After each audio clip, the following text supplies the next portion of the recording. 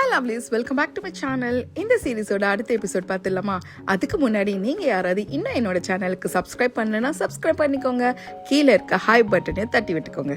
Hero அடிபட்டு சரிஞ்சு உட்காந்துருப்பார் இல்லையா, அந்த இடத்துல கூட ஹீரோயின் வந்து காப்பாத்திருப்பாங்க. அப்போ ஹீரோயினை பார்த்துட்டு, இந்த நொடியில இருந்து நான் உனக்காக மிஸ் பண்ண ஒவ்வொரு செகண்டும் மில்லியன் செகண்ட்ஸ் இருக்கு, அது ஒன்னொன்னா நீ எனக்கு திருப்பி கொடுக்கணும்னு சொல்றாங்க. அப்பதான் ஒருத்த மயக்கத்துல இருந்து எழுந்து ஹீரோ ஷூட் பண்ண வந்திருப்பா. அப்ப ஹீரோயினை காப்பாத்துறதுக்கு முன்னாடி வராங்களா, நல்ல வேலை ஹீரோயினுக்கு ஒரு அடியும் படல. பின்னாடியே ஹீரோட அண்ணா வந்து அந்த பையனை போட்டு தள்ளிடுறாங்க. இப்படி ஹீரோவை காப்பாத்துறதுக்காக ஹீரோயின் முன் வந்ததையும் ஹீரோட அண்ணா பாத்துறாங்க. ஹீரோட அண்ணா வந்த பிறகுதான் ஹீரோயினுக்கே பெருமூச்சு வந்துச்சு, அப்பாடா யாருக்கும் எந்த ஆபத்தும் இல்லைன்ட்டு. அந்த ட்ரேடிங்ல இன்வால்வ் ஆயிருந்தாங்க இல்லையா, அவங்க எல்லாரையும் அரெஸ்ட் பண்ணிடுறாங்க. அதுக்கப்புறம் அங்க இருக்க பொண்ணுங்களையும் வந்து காப்பாத்தி வெளியில கூட்டு வராங்க. அப்ப ஹீரோன்னு கேக்குறாங்க, இவங்களெல்லாம் என்ன பண்ண போறீங்கன்ட்டு. அவங்க சொல்றாங்க, நாங்க முதல்ல போலீஸ் ஸ்டேஷனுக்கு தான் கூட்டு போறோம்ட்டு. ஆனா இவங்க வந்துட்டு இல்ல, அவங்களுக்கு ரொம்ப அடிபட்டிருக்கு, முதல்ல ஹாஸ்பிட்டல் கூட்டு போங்க, அவங்கள பாத்துக்க வேண்டியது என்னோட பொறுப்புன்னு சொல்றாங்களா. அதனால இவங்களை கூட்டு போறாங்க. அந்த இடத்துல அந்த பாடகையும் வந்துடுறா. அப்ப ஹீரோயின் சொல்றாங்க, இவங்களை பத்திரமா திருப்பி கொண்டு போறது நம்மளோட பொறுப்பு தான், அவங்க செட்டில் ஆகிறதுக்கான எல்லா செலவையும் நம்மளே பாத்துக்கலாம் சொல்றாங்க. அப்படியே அவங்க கூட ஹாஸ்பிட்டலுக்கு போறாங்க. அங்க போயிட்டு ரூமா தேடுறாங்க, நம்ம ஹீரோ எங்க அட்மிட் ஆயிருப்பாருன்ட்டு. இப்போ அவரோட ரூமுக்கு வெளியில தான் நின்றுட்டு இருக்காங்க. அங்க இருக்க டாக்டர்ஸ் சொல்றாங்க, மாறி மாறி ஹை ஃபீவர் வந்துட்டே இருக்கு, என்னதான் நடக்குன்னு தெரியலையேன்ற மாதிரி பேசிட்டு இருக்காங்க. எல்லாம் முடிச்சுட்டு இவங்க எல்லாம் வெளியில வரும்போது ஹீரோயின் கேக்குறாங்க, ஹீரோக்கு எப்படி இருக்குன்ட்டு. அவங்க சொல்றாங்க, கொஞ்ச நாளைக்கு இவர் கோமால தான் இருப்பாரு, ஏன்னா ரொம்ப பிளட் லாஸ் ஆயிருக்கு, ஆனா கிரிட்டிக்கல் ஸ்டேஜ்லாம் தாண்டிட்டாரு அப்படின்ட்டு சொல்லிட்டு தான் போறாங்களா. அப்ப ஹீரோயின் பார்த்துட்டு அப்படியே உட்காந்துட்டு இருக்காங்க, ஹீரோ பக்கத்திலேயே கையை பிடிச்சிக்கிட்டு. எப்பவுமே நான் போய் சொல்லிட்டே இருக்கேன்ட்டு நீ கம்ப்ளைண்ட் பண்ற, ஆனா எனக்குன்னு ஒரு ஆபத்து வரும்போது அது எல்லாத்தையும் தாங்கிக்கிட்டு முன்னாடி வந்து நிக்கிறது நீ தான், எப்பவுமே நீ தப்பு பண்ணிட்டு இருக்கா அப்படின்ட்டு நினைச்சிட்டு இருக்காங்களா. அந்த இடத்துல நர்ஸ் வந்துட்டு, நீங்க இவரோட ஃபேமிலி மெம்பரான்னு கேக்குறாங்க. அப்ப ஹீரோயினும் சுதாரிச்சுட்டு, ஆமா நான் இவங்களோட அண்ணின்னு சொல்றாங்களா. அப்ப அந்த நர்ஸும், இவங்க எழுந்துக்கிறதுக்கு ரொம்ப நேரம் ஆகும், உங்களுக்கும் நிறைய அடிபட்டிருக்கு, தயவு செஞ்சு நீங்களும் போய் கட்டு போட்டுவாங்க, அண்ணி படாம பாத்துக்கோங்க அப்படின்ட்டு சொல்லிட்டு போறாங்க. இன்னொரு பக்கம் ஹீரோட அண்ணாவே லீ போஸே காமிக்கிறாங்க. அவங்க ரெண்டு பேர் பேசிட்டு இருக்காங்களா, இந்த இன்வெஸ்டிகேஷனை நான் தான் ஹேண்டில் பண்றேன், ப்ராப்பரா பண்றேன், அது மட்டும் இல்லாம மிஸ் ஈயும் அவங்க கூட இருந்த அந்த பொண்ணுங்களும் எங்க கூட தான் இருக்காங்க, அவங்களை கொஞ்ச நாளைக்கு வெளியில விடுறது கஷ்டம் தான், இருந்தாலும் நான் பத்திரமா பாத்துக்கிறேன்னு சொல்றான். அதுக்கு அந்த அண்ணாவும், சரி நீ பாத்து பண்ற நம்பிக்கையில நான் இல்ல இன்டர்வியூ ஆகலன்னு சொல்றாரா. அப்ப அவன் தயங்கிட்டே, எங்களுக்கு கன்ஃபெஷன் நிறைய வந்துச்சு, அதுல பாதி வந்துட்டு ஹீரோயின் மேலதான் இருக்கு அப்படின்ட்டு சொல்றான். என்ன நடந்துச்சுன்னு கேக்குறாங்களா. ஹீரோயின் அடிக்கடிக்கு இந்த ஹூ ஃபேமிலியோட பேங்க்குக்கும் இந்த வால்ட்டுக்கும் போயிட்டு வந்திருக்காங்க. அது மட்டும் இல்லாம அந்த இன்சிடென்ட் நடந்த அந்த நாள் அன்னைக்கு கூட அங்கதான் சுத்திட்டு இருந்திருக்காங்க. இப்பதான் யாருன்னு தெரியாம ஒரு பொண்ணு இருக்கான்னு நினைச்சிட்டு அவங்கள வந்துட்டு கிட்னாப் பண்ணிட்டாங்க. எனக்கு தெரிஞ்சு ஹூ ஃபேமிலி பண்ற இந்த டிராபிக்கிங் ஏற்கனவே ஹீரோயினுக்கு தெரியும்னு நினைக்கிறேன், அதனாலதான் அவங்க சைட்ல இருந்து எவிடன்ஸ் எல்லாம் கலெக்ட் பண்ண பாத்துருக்காங்க அப்படின்ட்டு அவன் சொல்லவும் ஹீரோட அண்ணனுக்கும் லைட்டா டவுட் வர ஆரம்பிக்குது. அதே நேரம் ஹீரோயினும் அந்த நியூஸ் பேப்பர் தான் படிச்சிட்டு இருக்காங்க. ஹூ ஃபேமிலியோட பேங்க்ல வந்து ரைட் நடந்திருக்கு, அப்பெல்லாம் வந்துட்டு ஹெட்லைன்ஸ் வந்திருக்கு போல.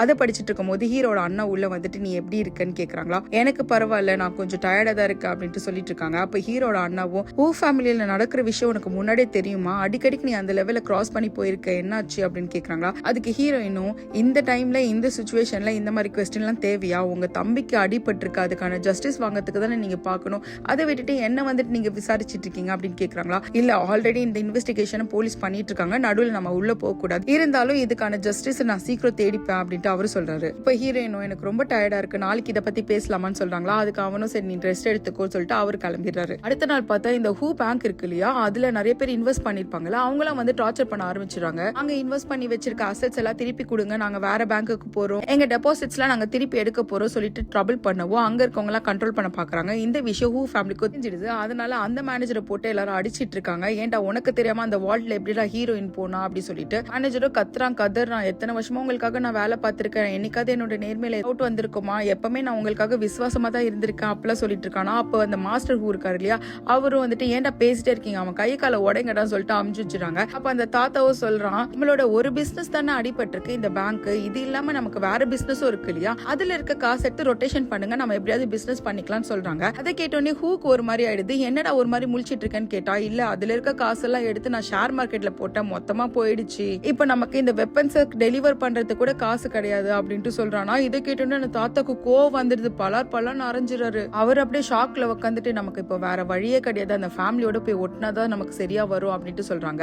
இவங்களுக்கும் வேற ஒரு ஃபேமிலிக்கும் ஏதோ ஒரு கனெக்ஷன் இருக்கு போல, அது இதுக்கப்புறம் தான் தெரியும். இன்னொரு பக்கம் ஹீரோயினை தான் காமிக்கிறாங்க. ஹீரோட ஹாஸ்பிட்டல்ல தான் இவங்களும் இருக்காங்க. பூவெல்லாம் கட் பண்ணிட்டு ஃபிளவர் வாஸ்ல வச்சிட்டு இருக்காங்களா. அந்த நேரம் பார்த்து ஹீரோ கண் முழிச்சிடாரு போல, என்ன நீ இங்கதான் இருக்கியா, இன்னும் போகலையா இல்லையா சொல்லி ஹீரோ கேட்கவும், ஆமா இங்கதான் இருக்கு அப்படி சொல்றாங்களா. எனக்கு இப்ப தண்ணி வேணும் அப்படின்னு சொல்லி கேட்கிறாரு. அதனால ஹீரோயினை எடுத்துட்டு வந்து தராங்க. இவரால சரியா தண்ணி கூட குடிக்க முடியல. அதனால ஹீரோயினை பிடிச்சி உட்கார வச்சு தண்ணி குடிக்க வச்சுட்டு இருக்காங்க.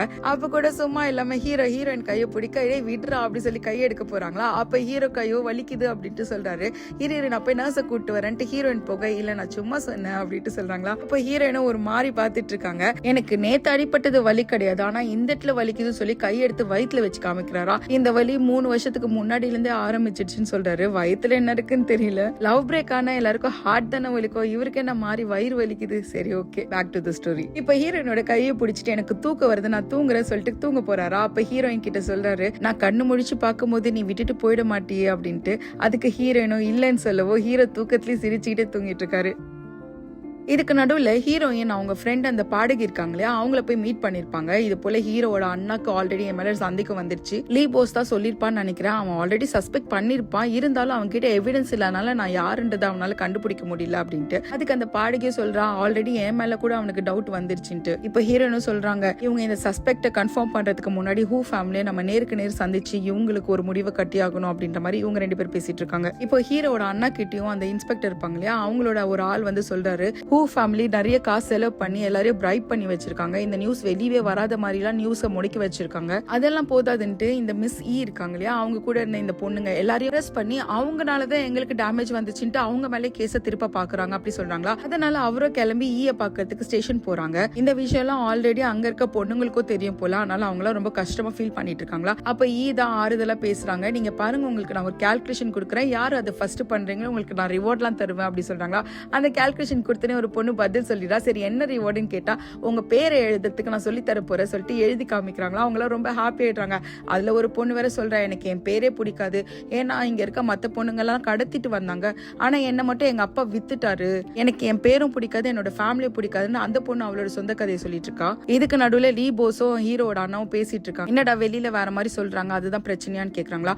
ஆமா, இப்போதைக்கு மிஸ் மட்டும் தான் எங்களால ரிலீஸ் பண்ண முடியும், மத்த எல்லா பொண்ணுங்க மேல கேஸ் போட போறாங்களா. இருந்தாலும் அவங்களுக்காக நான் பேசி கம்மியா தண்டனை வர மாதிரி பண்றேன் அப்படின்ட்டு சொல்றாங்க. இந்த விஷயத்த கிட்ட சொல்லிட்டு இப்போதைக்கு நீ மட்டும் தான் வெளியில வர போறேன்னு சொன்னா அவங்க இந்த பொண்ணுங்க இல்லாம நான் வெளியில வர மாட்டேன்ட்டு ஹீரோவோட அண்ணாவே மிரட்டுறாங்க. அதனால அவரும் போய் லீ போஸ் கிட்ட பேசுறாங்க, இவங்களையும் ரிலீஸ் பண்ணு, மேல இடத்துல இருந்து வர பிரஷரை நீயும் நானும் சேர்ந்து ஷேர் பண்ணிக்கலாம் அப்படின்ட்டு. அதுக்கு அவனும் வருஷக்கணக்கில் நம்ம எல்லாம் ஒன்னாதான் வாழ்ந்துட்டு இருக்கோம், ஆனா உங்களுக்குன்னு ஹெல்ப் நீங்க என்கிட்ட ஒண்ணுமே கேட்டது கிடையாது, இப்போ ஸ்ட்ரேஞ்சர்ஸ்க்காக நீங்க ஹெல்ப் கேட்கறீங்க, இருந்தாலும் உங்களுக்காக நான் செய்யறேன் அண்ணா அப்படின்னு சொல்லிட்டு எல்லாரும் ரிலீஸ் பண்ணிடுறான். இப்போ ஹீரோட அண்ணாவும் கிட்ட வந்துட்டு, இப்ப நம்ம வெளியில போலாமா, உனக்கு திருப்தியான்னு கேக்குறாங்களா. அப்ப அவங்களும் சாரி நான் உங்களை மிரட்டிட்டா அப்படின்றாங்களா.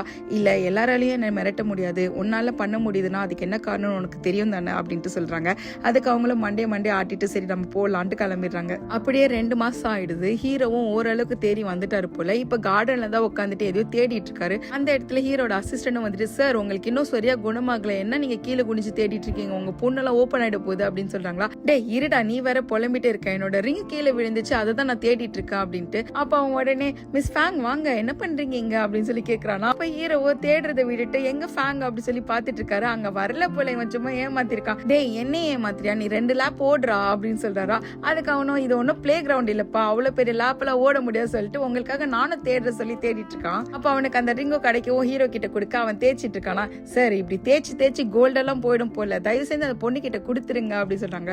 கொடுக்குற இந்த மாதிரி ஒரு ரிங் எல்லாம் வந்து சாதாரண நாள்ல கொடுக்க முடியுமா, அதுக்குன்னு ஒரு டேட் பிக்ஸ் பண்ணி கொடுக்கணும், வெயிட் பண்ணு அப்படி சொல்றாங்க. இப்போ இப்படி இருக்கீங்க, அந்த டைம்ல நீங்க எப்படி இருந்தீங்க தெரியுமா, அடிபட்டு வந்து முகமே பார்க்க முடியாத அளவுக்கு இருந்துச்சு, இருந்தாலும் அந்த நேரம் உட்காந்துட்டு ஹீரோயின் நினைச்சு சிரிச்சுட்டே இருந்தீங்க, உங்களை பார்க்கவே எனக்கு கிரீப்பியா ஃபீல் ஆச்சு அப்படின்ட்டு சொல்றான். அதுக்கு ஹீரோவோ, என்னடா நீ நினைச்சிட்டு இருக்க, அந்த நேரத்துல நடந்தது எல்லாமே உண்மை, அடியும் உண்மை, டேஞ்சரும் உண்மை, புல்லட் உள்ள போனதும் உண்மை, இருந்தாலும் அந்த இடத்துல ஹீரோயினுக்கு என் மேல இருந்த காதலும் உண்மை அப்படின்ட்டு சொல்றாரு. இப்போ அசிஸ்டன்ட் கிட்ட வந்துட்டு, சார் ஹீரோயின் இருக்கிற இந்த ஸ்டேட்டஸ்ல நீங்க எப்படி உங்க அண்ணா கிட்ட இதை பத்தி சொல்லுவீங்க அப்படின்ட்டு கேக்குறானா. அப்ப இவன் சோகமாயிடுறான். கட் பண்ணா ஹீரோட அண்ணா ஏதோ ஒரு போட்டோ கையில வச்சு பாத்துட்டு இருக்காங்க. ஹீரோ ஒரு சமையல்காரர் கூட்டிட்டு வந்திருப்பாரு இல்லையா, அவரை பத்தி இன்வெஸ்டிகேட் பண்ண சொல்லி அண்ணா கொடுத்திருப்பாங்க போல. அவங்க அசிஸ்டன்ட்டும் அவரோட லக்கேஜை கண்டுபிடிச்சு அதுல இருந்து ஒரு போட்டோவை தான் எடுத்துட்டு வந்து கொடுத்திருப்பாங்க. அந்த போட்டோல ஹீரோயின் நின்னுட்டு இருக்காங்க. அதை பார்த்தோன்னே ஒருவேளை இதுதான் ரென் சூசுவான்ட்டு அவரு கண்டுபிடிச்சிடறாரு.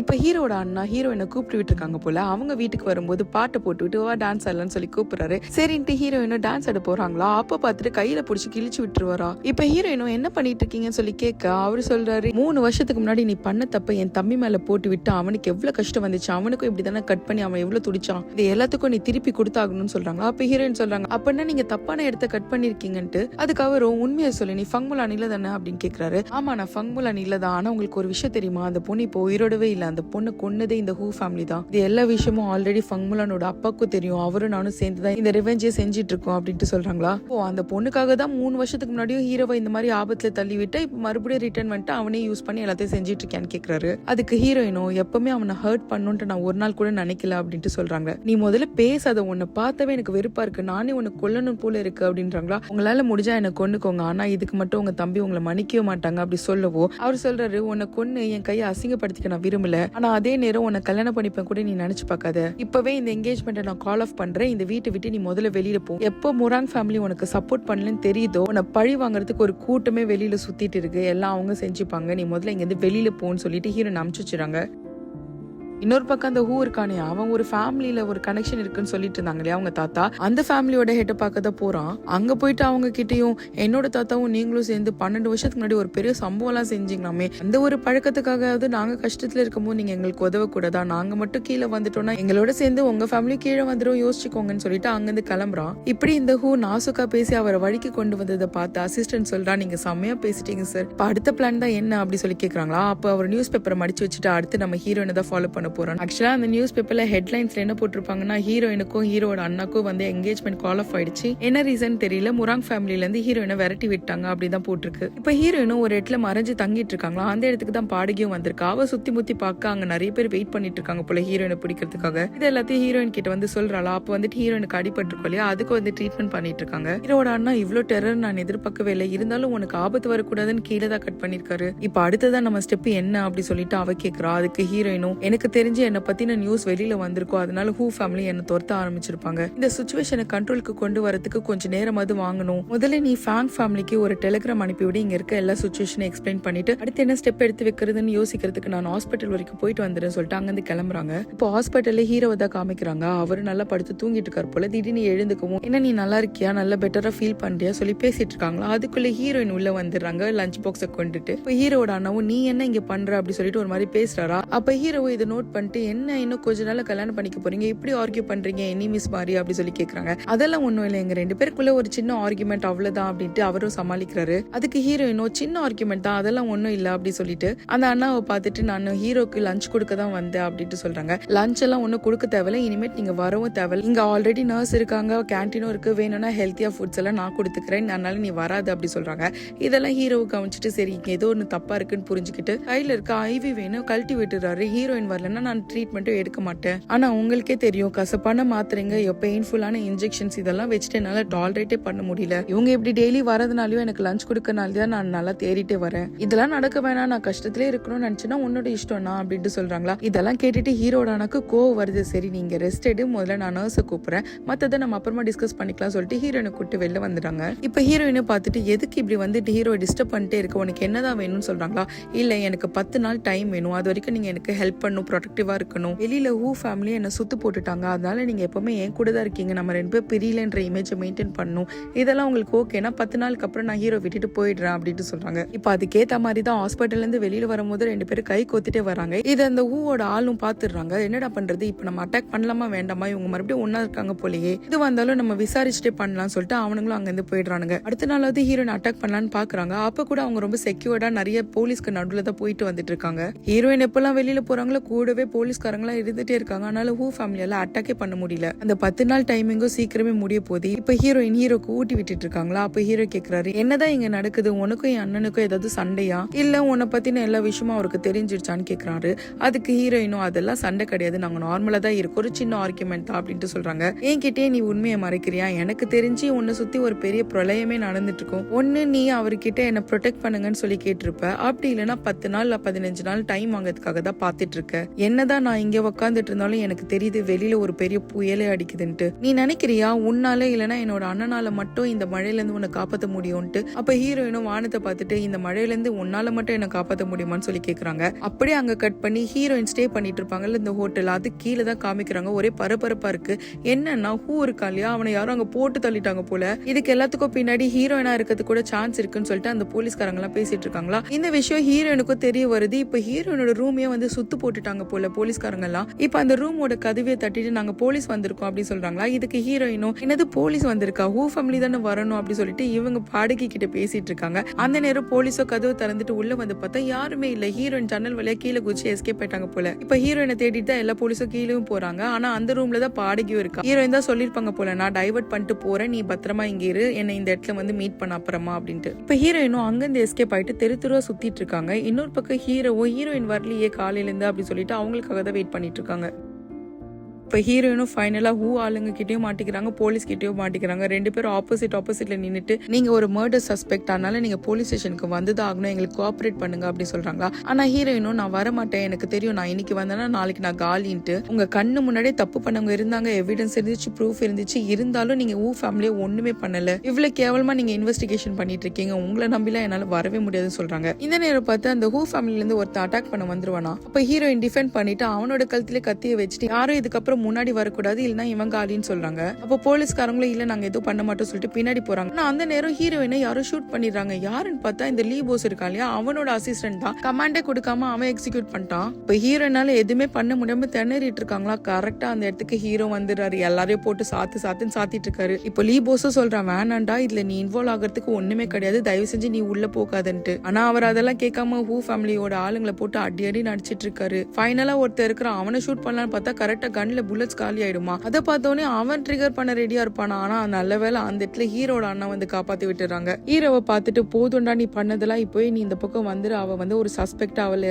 போலீஸ் கிட்ட விட்டுடு அப்படின்னு சொல்றாங்க. ஆனா அவரு அதெல்லாம் கேட்காம ஹீரோயினை கூப்பிட்டு ஓடி வந்துடுறாரு. அப்படியே ஒரு கேட்டுக்குள்ள வச்சு லாக் அப் பண்ணிடுறாரு. முதல்ல நீங்க வந்து கிளம்புன்னு சொல்றாரா. ஹீரோயின் போக மாட்டாங்க. நீயோ வா, நம்ம ரெண்டு பேரும் ஒன்னா போகலாம் தான் சொல்றாங்க. அதுக்கு ஹீரோவோ இல்ல, நான் உன்னை காப்பாத்தி ஆகணும், முதல்ல நீங்க வந்து கிளம்பு, மழை இன்னும் நிக்கல, அதனால என்ன பார்க்க வரும்போது அம்ப்ரெல்லா எடுத்துட்டு வா அப்படின்ட்டு சொல்றாங்க. ஏதோ ஒரு கோட் வேர்ட் போல. இந்த நேரம் கரெக்டா லீ போஸோ ஹீரோட அண்ணாவும் வந்துட்டு டே அந்த பொண்ணை விட்டுடா, அவ தப்பு பண்ணிருக்கா, அவ சஸ்பெக்டா இருக்கிறா அப்படின்னு சொல்றாங்களா. இவ தப்பு பண்ணல, அந்த ஹூவோட தாத்தா இருக்கான் பாரு, அவன் தான் எல்லாமே பண்ணா அப்படின்ட்டு சொல்றாங்க. அதுக்கு அவரும் எதுவா இருந்தாலும் அவங்க பாத்துப்பாங்க, நீ முதல்ல அவளை விடு அப்படின்னு சொல்றாங்க.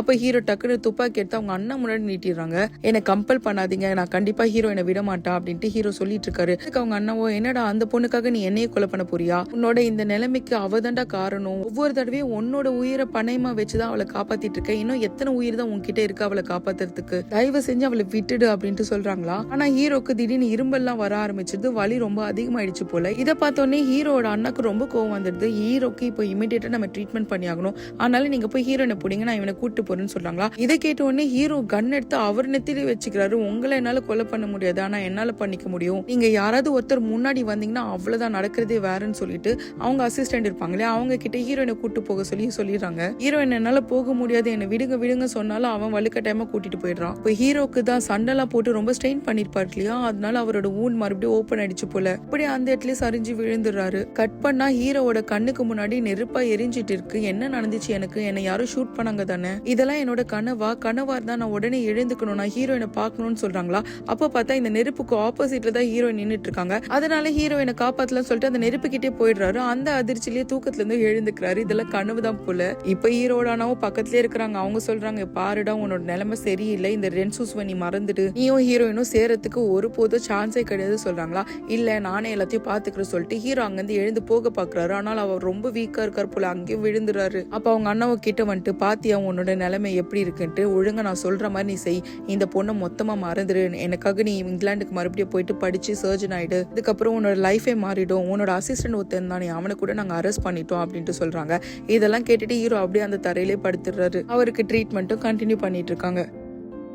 அப்படியே கொஞ்ச நாள் போகுது. ஹீரோவோட ட்ரீட்மெண்ட்டை அவங்க அண்ணா வெளியில் நின்று பார்த்துட்டு இருக்காங்க. அந்த நேரம் இந்த போலீஸ்காரர் இருப்பார் இல்லையா, அவர் வந்து ஒரு ஃபைலை கொடுக்குறாரு. நீங்க இந்த ஏவியேஷன் ஸ்கூல்ல ஏதோ ஒரு பிரச்சனையாச்சு, அதை இன்வெஸ்டிகேட் பண்ண சொன்னீங்க இல்லையா, அதுக்கான ஆளை நாங்க கண்டுபிடிச்சிட்டோம் அப்படி சொல்லி காமிக்கிறாங்களா. என்னது, இந்த இன்சிடென்ட்க்கு பின்னாடி ஒரு ஃபாரினர் இருக்காங்களா அப்படி சொல்லி கேக்குறாங்க. ஆமா, இந்த இன்சிடென்ட்ல இந்த ஃபாரின் லேடி தான் இன்வால்வ் ஆயிருக்காங்கன்னு சொல்றாங்க. அது மட்டும் கிடையாது, இவங்க அடிக்கடிக்கு ஒரு புக் ஸ்டோர் போறாங்க. அந்த இடத்துல நிறைய பொண்ணுங்க எல்லாம் வந்து கேதர் ஆகுறாங்க. ஹீரோயினும் அந்த இடத்துக்கு அடிக்கடிக்கு வந்துட்டு போறதா அந்த இன்ஃபர்மேஷன்ல இருக்கு அப்படின்ட்டு சொல்றாங்களா. அப்படின்னா நீங்க இந்த லிஸ்ட்ல இருக்க எல்லா பொண்ணுங்களையும் உடனே அரெஸ்ட் பண்ணுங்கன்னு சொல்றாங்க. அதுவும் ஒரே நாள்ல பண்ணுங்கன்னு சொல்லி அனுப்பிடுறாங்க. அதே மாதிரி எல்லாரையும் கண்டுபிடிச்சு டக்கு டக்குன்னு புடிச்சிடுறாங்க போல. இதை வந்து இந்த பாடைக்கு வெளியில இருந்து பாத்துடுறாங்க. இந்த எல்லா விஷயத்தையும் ஹீரோயின் கிட்ட சொல்றதுக்கு தான் அவங்கள பார்க்க போறாங்க. ஹீரோயினை பத்திரமா ஒரு இடத்துல அந்த அசிஸ்டன்ட் காரனும் தங்க வச்சிருக்கான் போல.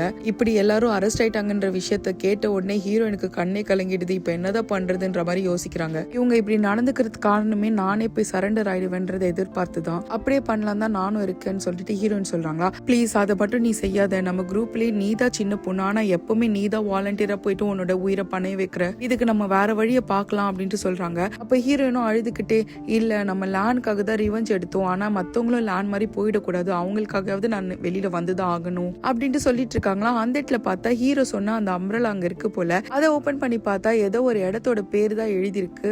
ஒருவேளை ஹீரோ இங்கதான் என்ன வந்து பார்க்க சொன்னான்னு சொல்லிட்டு ஹீரோயினும் அங்க போறாங்க. அதே நேரம் ஹீரோவை காப்பாத்துறதுக்காக நர்ஸ் வேஷத்துல ஒரு லேடி வராங்க. இந்த லேடி யார் ஞாபகம் இருக்கா? ஹீரோக்கு அந்த எலைட் கிளப்ல ஒரு பொண்ணு ஹெல்ப் பண்ணிருப்பா இல்லையா, அவதான். இந்த தடவை ஹீரோக்கு ஹெல்ப் பண்ணி அங்கிருந்து எஸ்கேப் ஆக வச்சிடறாங்க. ஹீரோயின் அந்த இடத்துக்கு வந்துட்டாங்க இல்லையா. அந்த இடத்துல ஒரு வீடு இருக்கு. அந்த வீடை பார்த்தா பெய்ஜிங்ல இவங்க 2 பேரும் இருந்திருப்பாங்க இல்லையா, அந்த வீடு மாதிரியே இருக்கு. அது மட்டும் இல்லாம அங்க இருக்க எல்லா பொருளையும் இவர் இங்க எடுத்துட்டு வந்துட்டாரு போல.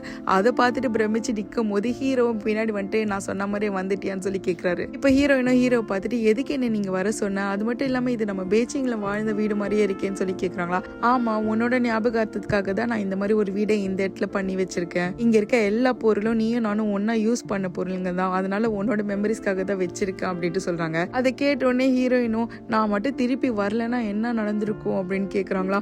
அதுக்கு ஹீரோவும், உன்னோட ஞாபகத்துல நான் இங்கேயோ வாழ்ந்திருப்பேன் அப்படின்ட்டு சொல்றாங்க. இப்போ டாபிக்கே மாத்தி விட்டு, சரி சொல்லு என்னதான் பிளான் வச்சிருக்கேன்ட்டு. அதுக்கு ஹீரோவும், பிளான் ரொம்ப சிம்பிள் தான், நானே போயிட்டு சரண்டர் ஆகலாம்னு நினைக்கிறேன், நான் தான் ஹூவை கொன்னேன் அப்படின்ட்டு. அதை கேட்ட உடனே ஹீரோயின் ஷாக் ஆயிட்டு, இதுல எதுக்கு நீ இன்வால்வ் ஆகுற, இதுக்கும் உனக்கும் சம்மந்தம் இல்லை தானேன்னு கேக்குறாங்களா. அதுக்கு அவரு சொல்றாரு, ஆமா உனக்கும் தானே இதுல சம்மந்தம் இல்ல, ஆனாலும் நீ மட்டும் ஏன் போய் சரண்டர் ஆகணும்ட்டு. அதுக்கு மேல 2 பேர்கிட்டயுமே என்ன பேசுதுன்ட்டு வார்த்தைகள் இல்ல போல, அமைதியா இருக்கிறாங்க. அப்ப ஹீரோயின் கேக்குறாங்க, உன்னோட கண்டிஷன் தான் என்ன? அப்ப ஹீரோவோ, என்னோட கண்டிஷனும் சிம்பிள் தான், ஒரு நாள் முழுக்க நீ என்னோட இருக்கணும்னு சொல்றாரு. அதை கேட்டோடனே ஹீரோயினும், என்னது ஒரு நாளா அப்படின்றாங்களா. ஆமா ஒரு நாள் தான், ஏன்னா அது ரொம்ப அதிகபட்சம் நீ நினைக்கிறியா அப்படின்றாங்க. சரி ஓகே, ஒரு நாள் முழுக்க நான் உன் கூடவே இருக்கேன்ட்டு. ஓகே டீல், இப்பத்துல இருந்தே இது ஸ்டார்ட் ஆகுது, நாளைக்கு மத்தியானம் வரைக்கும் நீ என் கூட தான் இருக்க அப்படின்ட்டு சொல்லிட்டு ஹீரோ சமைக்க போறாரு. அதுக்கு முன்னாடி நீ இந்த பெயிண்டிங்கை முடிச்சு வேன்னு சொல்றாரா. இந்த பெயிண்டிங் பெய்ஜிங்ல இருக்கும்போது ஸ்டார்ட் பண்ணது போல, அதை முடிக்க முடியாம போயிருக்கும், அதை தான் இப்ப கம்ப்ளீட் பண்ண சொல்றாங்க. ஹீரோ ஒரு பக்கம் சமைக்க, ஹீரோயின் ஒரு பக்கம் வரைய, அப்படியே நைட்டும் ஆயிடுது. இப்ப சாப்பிடறதுக்கு டைம் ஆகுது வான்னு சொல்லிட்டு 2 பேரும் சாப்பிட உட்காடுறாங்களா. அதை பார்த்தா ரொம்ப நல்லா சமைச்சு வச்சிருக்காரு போல. அதனால ஹீரோயினும் சாப்பிட்டுட்டு, பரவாயில்ல நல்லா தான் இருக்கு அப்படின்னு சொல்றாங்க. சரி ஓகே, நான் பெயிண்டிங் முடிச்சிட்டேன் பாக்குறியா சொல்லி கேக்குறாங்களா. அதுக்கு ஹீரோவும் காமிக்க சொல்றாரு. அதை பார்த்தா ஹீரோயினும் ஹீரோவும் கரண்ட் போயிருக்கும் போது இருட்டுல கிஸ் பண்ணிருப்பாங்க இல்லையா, அதுதான் வரைஞ்சு வச்சிருக்காங்க. அதை பார்த்துட்டு, உனக்கு இன்னும் இதெல்லாம் ஞாபகம் இருக்கான்ட்டு ஹீரோ கேக்குறாரு. அப்படியே 2 பேரும் சாப்பிட்டு முடிக்கிறாங்களா. இப்ப ஹீரோ கார்டன் கிட்ட நின்னுட்டு காத்து வாங்கிட்டு இருக்காங்க. ஹீரோயின் பக்கத்துல ஊஞ்சல்ல உட்காந்துட்டு இருக்காங்க. வா பக்கத்துல உட்காரு அப்படி சொல்லி ஹீரோயின் கூப்பிடுறாங்க. அப்ப ஹீரோவோ இல்ல வேண்டாம் சொல்லி தயங்கி நிக்கிறாரு. இருந்தாலும் பக்கத்துல வந்து உட்காந்துட்டு, எனக்கு குளிருது, இந்த பிளாங்கெட்டை சேர்த்து எடுத்துக்கிற சொல்லிட்டு பக்கத்துல உட்காந்துக்கிறாரு. 3 வருஷத்துக்கு முன்னாடி உன்னை ஏமாத்திட்டு நான் விட்டுட்டு போனதானே, இப்ப எதுக்கு மறுபடியும் என்ன காப்பாத்துற அப்படி சொல்லி ஹீரோயின் கேக்குறாங்களா. உன்னை பாக்குறதுக்காக தான் நான் இத்தனை வருஷமா உயிரோடவே இருக்கேன்னு தான் நான் நினைச்சிட்டு இருக்கேன்ட்டு அவர் சொல்றாரா. அவர் சொல்றது எல்லாத்தையும் வந்துட்டு ஹீரோயின் ஒரு மாதிரி சோகமா கேட்டுட்டே இருக்காங்க. இப்ப ஹீரோ வேற சொல்றாரு, இத்தனை வருஷமா இத்தனை நாட்களா நான் உன்னை லவ் பண்ணிட்டே தான் இருக்கேன், இன்னமும் தான் லவ் பண்ணிட்டு இருப்பேன், ஆனா என்னைக்காவது ஒரு நாள் உன்னை இனிமேட்டு லவ்வே பண்ண முடியாது அப்படின்ற ஒரு நிலைமை வந்துச்சுன்னா அதுக்கப்புறம் என்கிட்ட வெறுப்பு மட்டும் தான் இருக்குன்ற மாதிரி ஹீரோயின் கிட்ட சொல்றாங்க. இதெல்லாம் கேட்ட உடனே ஹீரோயினுக்கு ஆல்ரெடி கில்ட் ஃபீல், என்னாலதான் ஹீரோக்கு இவ்வளவு கஷ்டம்ட்டு. இப்ப ஹீரோ இன்னும் லவாங்கியா பேசவும் ஹீரோயினுக்கு ஃபீலிங்ஸை கண்ட்ரோலே பண்ண முடியல. ஜிங்ஷின் கூப்பிடுறாங்களா. ஹீரோ திரும்பவும் அப்படியே ஹீரோவோட கண்ணத்தை பிடிச்சி கிஸ் பண்ணிடுறாங்க. இப்ப ஹீரோவை திருப்பி பண்ண அதுக்கப்புறம் என்ன ஒரே ரொமான்டிக் நைட்டு தான். இத்தனை நாளா ஒருத்தருக்கு ஒருத்தர் சொல்ல முடியாத காதலை ஃபுல்ஃபில் பண்ற மாதிரி அந்த நைட்டையும் ஹாப்பியா ஸ்பெண்ட் பண்றாங்க. அப்படியே அடுத்த நாளும் விடியுது. ஹீரோயின் எழுந்து வந்து பார்த்தா ஹீரோ சமைச்செல்லாம் முடிச்சு சாம தொலைக்கிட்டு இருக்காரு. இப்ப ஹீரோயினை பார்த்த உடனே உனக்காக சமைச்சு வச்சிருக்க, எப்போ சாப்பிடணுமோ அப்ப சூடு பண்ணி சாப்பிட்டுக்கோன்னு சொல்றாங்களா. என்ன நீ எங்கேயாவது போறியா சொல்லி ஹீரோயின் கேட்க, ஆமா நம்ம ஒரு நாள் டீல் முடிய போகுது இல்லையா, அதனால நான் கிளம்ப போறேன்ட்டு ஹீரோ சொல்றாரா. அதை கேட்ட உடனே நம்ம 2 பேருக்கு நடுவில் ஒரு டான்ஸ் டீலிங்கும் இருக்கே, அதுவும் ஆடிடலாமான்னு சொல்லி கேக்குறாங்களா. இந்த டீலிங் ஹீரோக்கு பிடிச்சிடுது. அதனால பாட்டை போட்டு ஒரு டான்ஸே போடுறாங்க. ரொமான்டிக்கா அழகா செம்மையா ஆடிட்டு இருக்காங்க. அந்த இடத்துல பினிஷிங் டச்சும் வரப்போகுது. அப்போ பார்த்து ஹீரோ மயங்கி விழுந்துடுறாரு. என்னன்னு பார்த்தா ஹீரோயின் தான் ஒரு இன்ஜெக்ஷன் எடுத்து குத்திட்டாங்க போல ஹீரோக்கு. ஹீரோ தான் நான் சரண்டர் ஆக போறேன்னு சொல்லிட்டு தானே கிளம்பி இருப்பாரு. அது ஹீரோனுக்கு பிடிக்கல. அதனால தான் ஹீரோக்கு இந்த மாதிரி பண்ணிட்டு என்னை மன்னிச்சிடு, நான் மறுபடியும் உன்னை ஏமாத்திட்டேன், ஆனா நீ எனக்காக இந்த மாதிரிலாம் செய்யக்கூடாதுன்னு சொல்லிட்டு நின்னுட்டு இருக்காங்களா. அப்படியே இந்த சீனோட இந்த எபிசோட்ஸையும் முடிக்கிறாங்க. செம்ம ட்விஸ்ட் டர்ன்ஸ் தான் இல்ல. இது என்ன, இதுக்கப்புறம் வரப்போற எபிசோட் அதுக்கும் மேல இருக்கும். இந்த வீடியோ உங்களுக்கு பிடிச்சிருந்தா லைக் பண்ணிட்டு ஹைப் பண்ணுங்க. பாக்குற எல்லாரும் கொஞ்சம் பெரிய மனசு வச்சு சப்ஸ்கிரைப் பண்ணிக்கோங்க. தேங்க்ஸ் ஃபார் வாட்சிங். நம்ம நெக்ஸ்ட் வீடியோல பார்க்கலாம்.